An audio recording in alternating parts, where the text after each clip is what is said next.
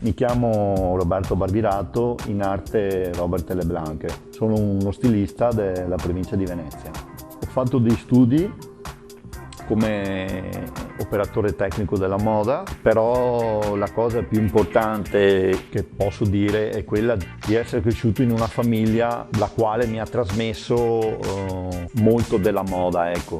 Ho cominciato a fare questo lavoro a 12-13 anni, già che facevo le medie, facevo già questo lavoro disegnando tantissimo e pensando tantissimo al mio lavoro. Ad oggi ho 42 anni e ho un bagaglio di esperienza molto forte. Importante sono anche gli studi che ho fatto, però sinceramente è più quello che ho imparato da me. Mi sono fatto da me con la mia volontà, con la mia voglia di voler emergere, la voglia di voler crescere, la voglia di poter dare qualcosa di esclusivo per il mercato. Ho fatto molti sacrifici e adesso vedo anche i frutti, lo noto, me lo fanno notare un po' tutti, specialmente le aziende che collaboro, griffe a livello internazionale, che hanno stima di me e mi portano in un palmo di mano e mi affidano dei programmi di lavoro i quali posso portare avanti e posso crescere con loro e crescere anche per me stesso. Sono una persona molto creativa, faccio molta ricerca nel prodotto, nei miei materiali e molta ricerca nei trattamenti. Cerco di creare sempre qualcosa di esclusivo per le persone, qualcosa di unico e introvabile, soprattutto introvabile. Di solito giro in vari mercatini, anche antiquariato, dove prendo delle cose vecchie, cose anche degli anni 40, 50, 60 e li ripropongo riportandole ai tempi attuali. Mi ispiro molto a stilisti come Rick Owens e Roberto Cavalli, però mi piace essere unico nel mio prodotto. Lo dimostrano anche i capi che faccio. Sono capi con vari trattamenti di tinture, tamponature, usure, invecchiature e ogni stagione cerco di proporre sempre cose nuove, cerco sempre di girare un po' in tutto il mondo dove trovo spunti, dalla California alla Francia. Mi piace girare un po' in qua e là per il mondo e portare sempre a casa con me un qualcosa da poter proporre e modificare. Del mio prodotto vi posso dire che verso questa primavera-estate 2013 ci sarà un exploit del mimetico, del militare, come vedete questa pelle, e che io poi in questa pelle faccio dei capi esclusivi, perché poi da questa pelle che mi arriva in questa maniera qua la lavo, la invecchio, la usuro e posso consigliare ai giovani per questa primavera-estate il militare sborchiato, prendendo spunto anche da disegni come croci, come teschi.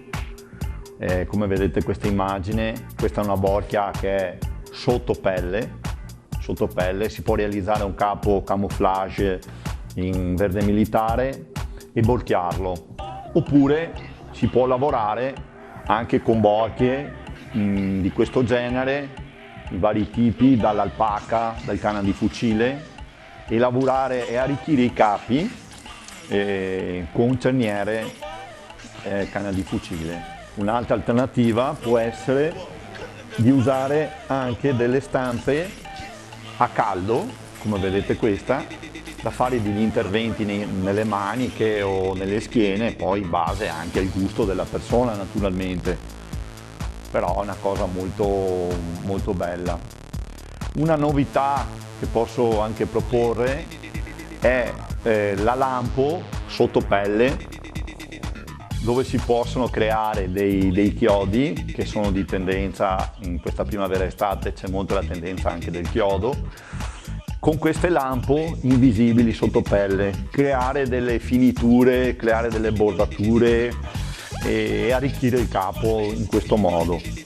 Attualmente sto collaborando con diverse griffe a livello internazionale e sto disegnando diversi pantaloni che saranno la tendenza della prossima stagione primavera-estate 2014. Ci sarà molto come di tendenza il pantalone, il leggings in pelle elasticizzato, sbocchiato, poi sto disegnando vari capi, giubbini con design asimmetrico. La moda è sempre in continuo cambiamento perché ogni anno c'è sempre una cosa nuova da proporre, i colori cambiano, ogni stagione ci sono colori nuovi, poi ci sono degli interventi in stagione di colori che nascono, che poi muoiono, però come sempre sappiamo che il nero è sempre quello che va per la maggiore, il nero e il bianco è sempre quello che va, sulla pelle specialmente il nero. Potrei dire che attualmente i giovani con la pelle restano sempre col nero, cioè è raro che un giovane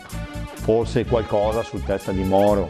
Posso consigliare ai giovani di mettere il nero perché è un colore che sta bene su un armadio e che non passa mai di moda, è un investimento che anche dura nel tempo, perché il colore nero, un capo in pelle nero è un investimento che va avanti nel tempo, te lo porti dietro, mentre gli altri colori hanno degli exploit momentanei che poi finiscono e tramontano, portando con sé un qualcosa che poi non viene più usufruito. Il consiglio che posso dare ai giovani è quello di non smettere mai di credere in se stessi e di lottare sempre, anche quando sembra che non ci sia più la speranza, però di credere anche in quel piccolo di speranza, di aggrapparsi a quel piccolo filo di speranza per riuscire ad emergere e a farcela, a costruire qualcosa soprattutto per se stessi. Robert LeBlanc trascorre il suo sabato sera girando in vari locali del Triveneto, come fanno le altre persone comuni, divertendosi e assaporando i momenti della vita. Potete trovarmi in pagina Facebook a Robert LeBlanc e potete contattarmi se avete bisogno di chiedermi qualcosa, un consiglio, quello che posso fare, e vi posso anche rispondere a qualche domanda, vi posso anche aiutare dove posso. Se dovete chiedermi qualcosa vi posso anche rispondere, ecco. Vi ringrazio tutti quanti, vi ringrazio dell'intervista e vi auguro buone cose. Amici di The Music, vi saluto e vi mando un bacio a tutti, mi raccomando.